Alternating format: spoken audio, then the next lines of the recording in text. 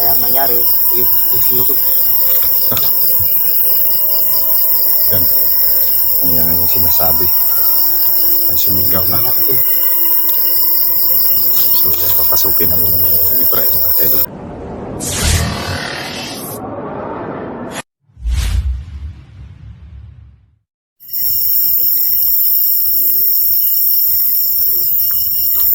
So, yan. Magandang gabi po sa inyo mga kaidol. So, yan. Isang mapagpalang gabi mga kaidol. So, ayan. Andito tayo sa area ngayon mga kaidol kung saan may tao kaming nakausap na may mga usap-usapan dito mga kaidol na isang building na abandon dito mga kaidol ay palagi na lang dito may mga kaidol na dumadaan. So yan, nasa gilid ito ng kalsada mga kaidol.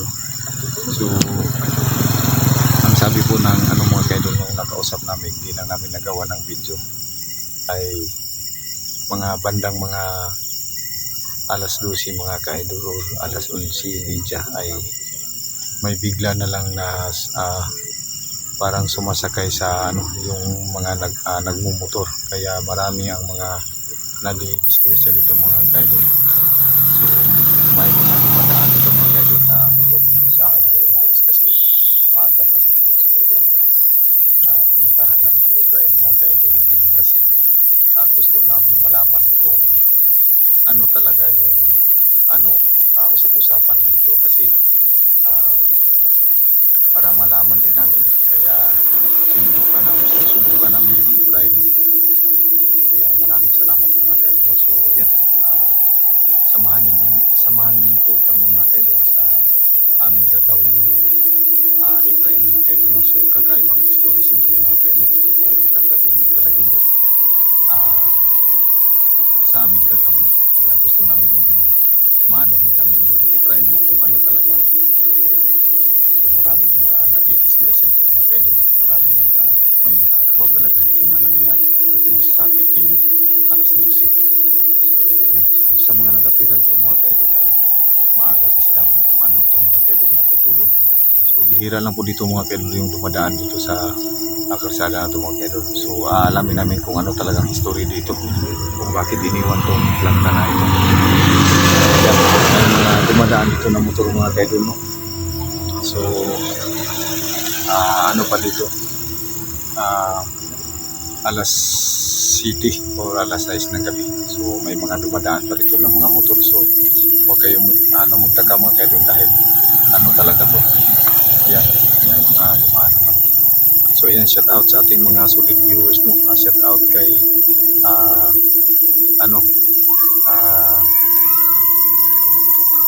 Rosman muna Milusay din yan sana. So Idol Ridros, Idol Dinalagan, shout out sa inyo. Mrs. Family, Balan Rayos Family, Bilaro Family, Sir Lando Barito, shout out sa iyo yan sir.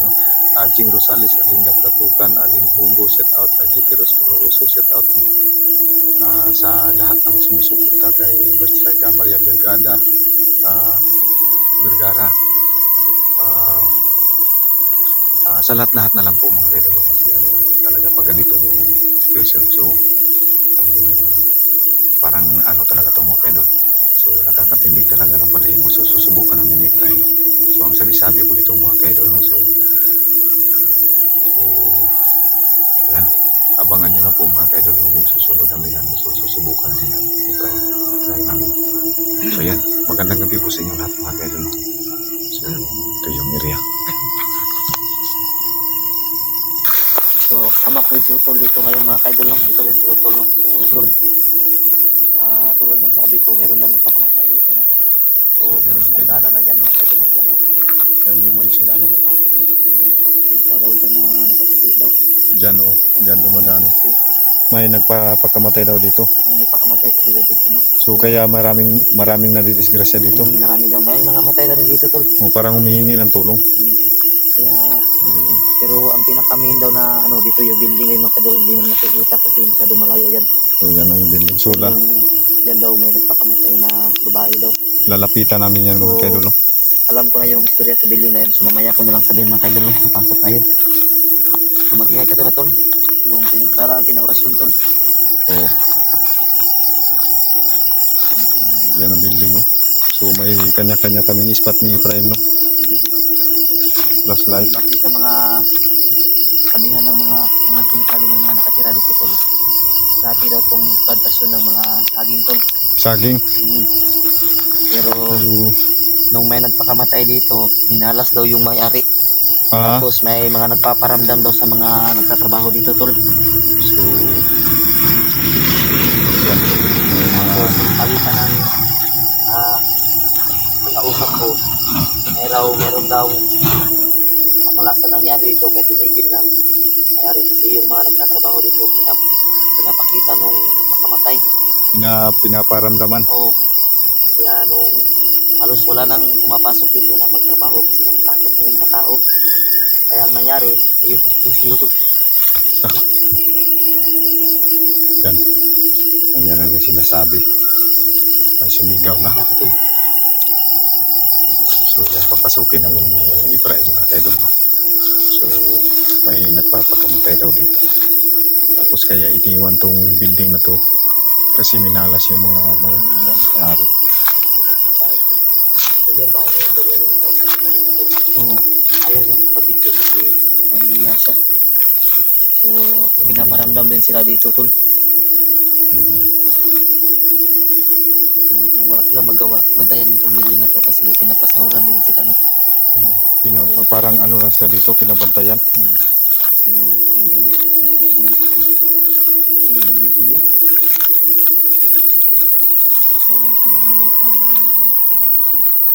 Tabi-tabi po. So, tabi po. So, may mga ano dito. So, yan. Masyado nang maano yung area, no? Parang ano, tutol ba? Ha?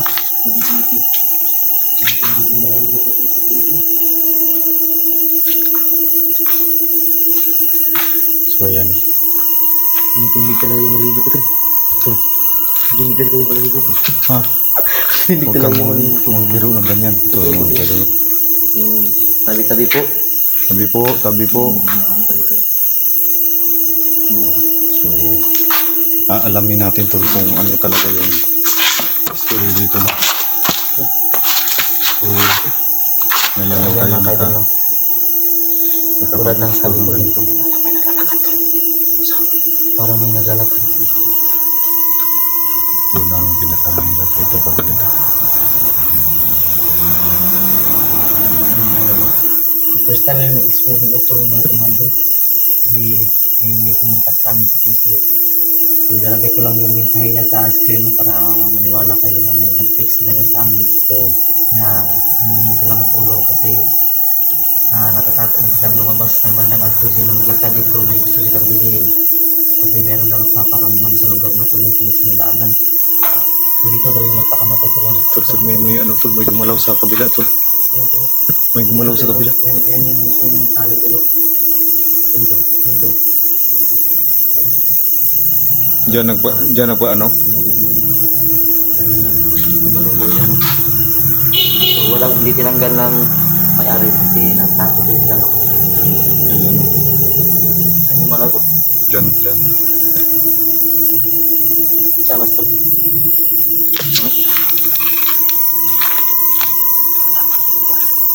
Tinok ang malibot yun.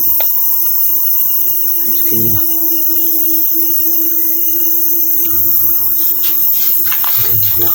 Parang may naglalakad. Tignan mo. Wala naman tao, ha?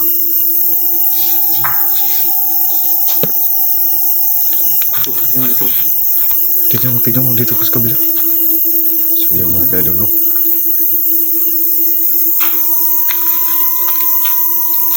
Ito yung dating ano ng saging, no?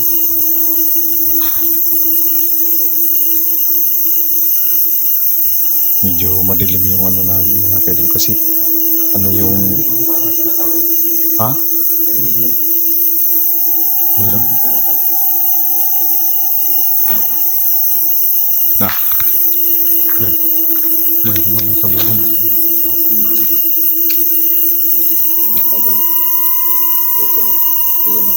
pero base sa istorya na narinig namin dito sa kanila na meron din pala dito mga nag-ano to. Uy. Ayan, nasala ka to. Patay. Huwag matakot to. Huwag matakot. Yan, ibon. Sige po. Bilang umano yung flashlight ko tulo. Uy. Huwag matakot to.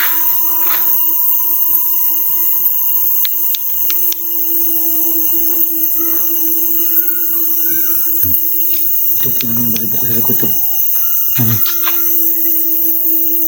Talaga ng totoo ba? First time nangyari ko sa akin to.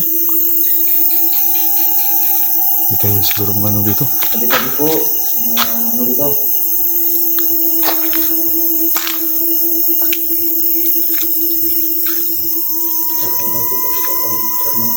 Ha? Labas tayo? Hindi kaya mga kaidol. Di ba yung ano namin pa eh. Hindi pa nga kami nakapunta sa bandang dulo. Pero iba na yung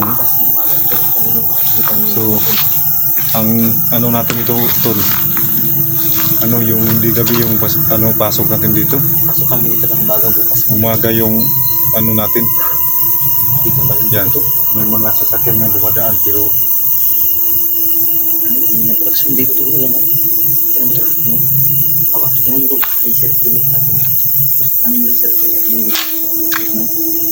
Siguro may sumubok na rin dito to. Pero hindi nila nga ano tapos na. iba kasi. Ito parang pwede yung sarili. Tanga. Iba to.